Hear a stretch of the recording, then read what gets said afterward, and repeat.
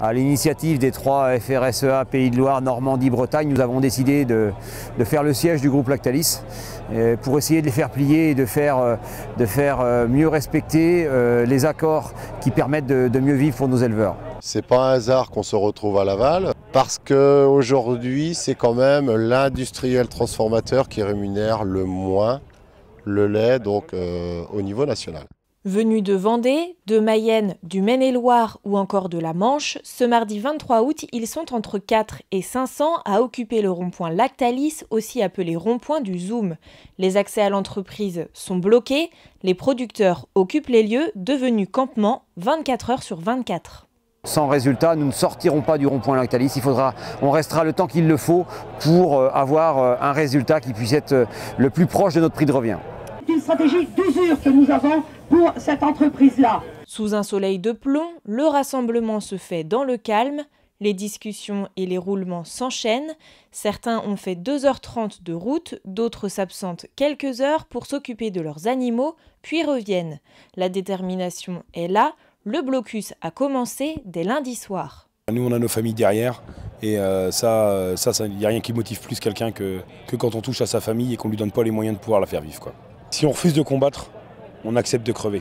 On ira jusqu'au bout et surtout, on ne crèvera pas en silence. Face à un litre de lait payé entre 25 et 27 centimes et un prix de revient à 38 centimes, les agriculteurs se sentent démunis mais pas abattus. Moi, ça fait 35 ans que je suis installé, j'ai jamais connu une gestion de trésorerie aussi délicate que cette année.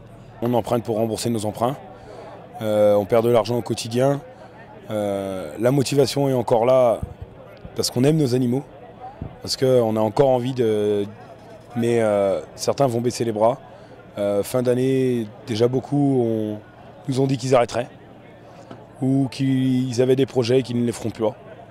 Et que quand le système n'ira plus, ils arrêteront. Donc c'est vraiment dommage. Il y a une vraie dynamique. Il y a une vraie dynamique des jeunes et on est en train de tout casser. D'ailleurs, on ne s'y prendrait pas mieux si on voulait tout casser.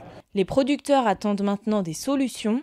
Aujourd'hui, on redemande une construction de base pour faire un prix qui effectivement certes peut tenir compte d'un marché, mais doit aussi aujourd'hui tenir compte de la valeur d'un coût de production. Quand on demandait 340 € la tonne de lait, ça représentait, alors à l'époque c'était 340 € la tonne de lait, 4,60 € le kilo de viande, 1,40 € le kilo de porc.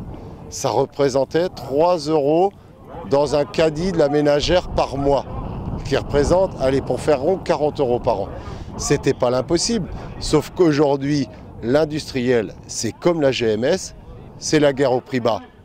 Suite à une réunion avec le préfet de Mayenne ce mardi, un nouveau rendez-vous a été fixé. Ça sera jeudi matin à la Maison du Lait, avec les présidents d'organisations de producteurs pour une négociation sur les niveaux de prix, en présence d'un représentant du syndicalisme, à la Maison du Lait, parce que c'est la maison interprofessionnelle où les débats doivent se passer.